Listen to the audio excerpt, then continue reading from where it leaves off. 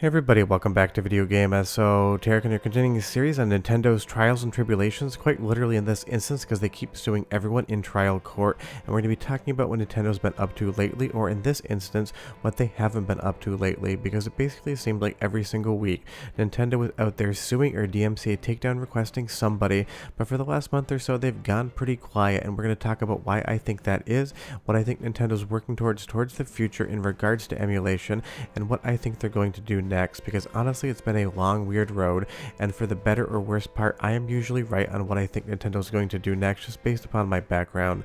Not trying to take a victory lap here, just saying that if you follow along with all of the different things Nintendo's doing, you can kind of form a pretty clear picture as to why they are going so hard against emulation and pretty much any other thing they feel is infringing. And this all started with Nintendo going after Yuzu. Now some of the things Yuzu was doing was absolutely not what they should have been doing, including talking about piracy in Discord and actually helping people understand how to pirate games. That was a very stupid decision, and honestly it makes perfect sense why Yuzu folded in court like a cheap shirt for $2.4 million. But the question is whether or not that emulation is still legal is pending, and it all came down to the encryption keys on the hardware and on the software, basically the handshake to make games work. But the question really was, why was Nintendo suddenly going so hard about this in the first place? They've gone after Yuzu, they've gone after Suyu, they've gone after Sudachi. The only emulator that still stands is Ryujinx, and that is a very interesting question as to why they're not going after them either.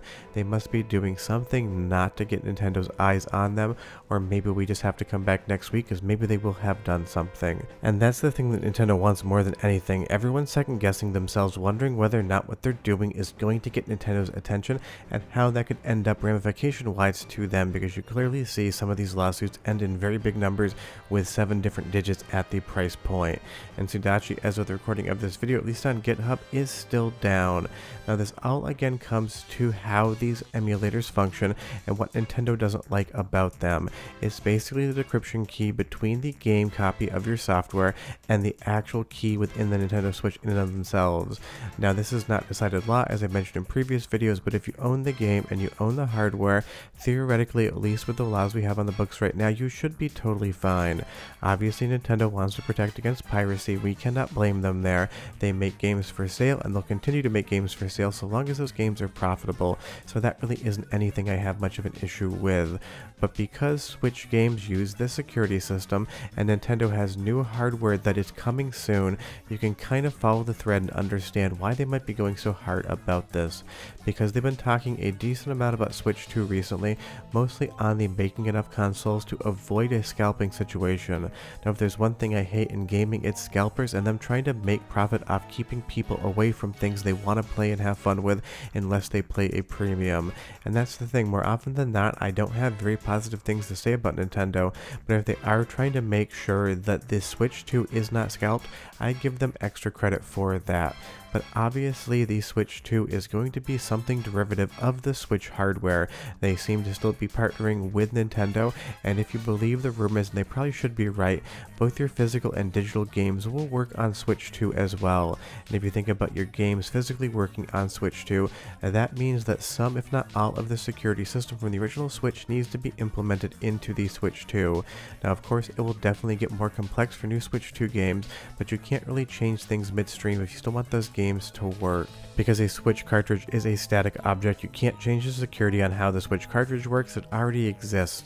Additionally, Nintendo's talked about migrating their Nintendo accounts to a new platform and making it easier for users, so what I'm guessing is that there's going to be a more robust emulation system on Switch 2, giving you more of Nintendo's previous properties that they like to sell to you on a subscription base and not make it easier for you to go online and emulate them yourself. And it seems like Switch 2 is going to be an iterative upgrade, keeping basically the same ecosystem and the same design philosophy, just with more powerful hardware. And if you don't know, the original Switch runs on a Tegra T1 chip, and the new Switch is going to be working on a new Tegra that's cut down from an existing product line from Nvidia.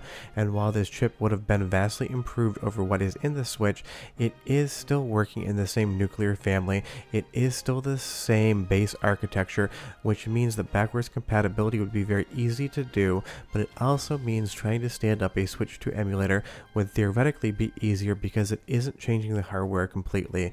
This isn't something like PlayStation 2 being based on the Emulation engine and going to PlayStation 3 and having a PowerPC architecture with all of those SPU units.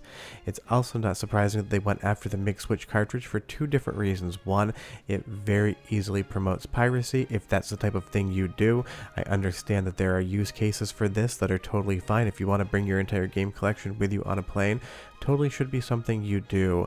But of course, if the Nintendo Switch 2 is going to be something that is backwards compatible with Switch cartridges, then it's possible that something like the MIG Switch could work on a Switch 2.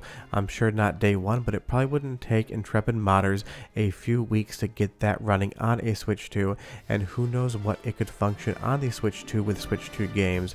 You can understand why Nintendo went very hard against these flash carts, the same way they did with the DS and the 3DS, but obviously we know it doesn't matter how much you try to fight these things. It's like the Hydra, you cut one head off and two appear somewhere else. But that doesn't mean Nintendo is going to stop this behavior anytime soon, and that does seem to be indicative of a new console platform launching.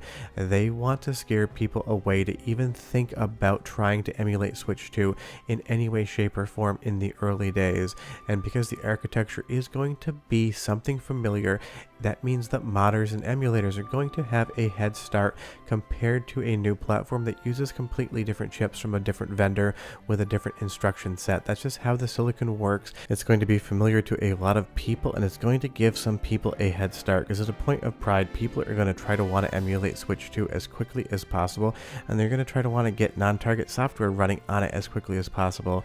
And when Nintendo says stuff like 1 million different copies of Tears of the Kingdom were pirated, they definitely probably have some number on that makes them think that is true or close to it, and that's what they want to avoid with a brand new console. Because imagine week 1 or month 1, you can put Switch 2 games onto a flash card, or you can emulate Switch 2. That would absolutely be disastrous for someone like Nintendo. And again, it's all down to the fact that they're sticking with Nvidia for the hardware side of things on a potential Switch 2. At least if the rumors are true, I highly doubt they've changed vendors at this point in time. And while it makes total sense for Nintendo to stick with Nvidia as a partner, it also means that it is going to be an extended family chip, and that is just going to aid in software emulation and modding and hardware development. Everything that you saw on the original Switch could be done on a successor chip. It's just going to take a little bit more work, but this is definitely an apples to apples versus an apples to oranges situation, and I think that's why Nintendo keeps striking down any situation where the Yuzu source code or its fork is showing up online, because that has all the information for the digital handshake between the game cartridge software's key and the hardware's key.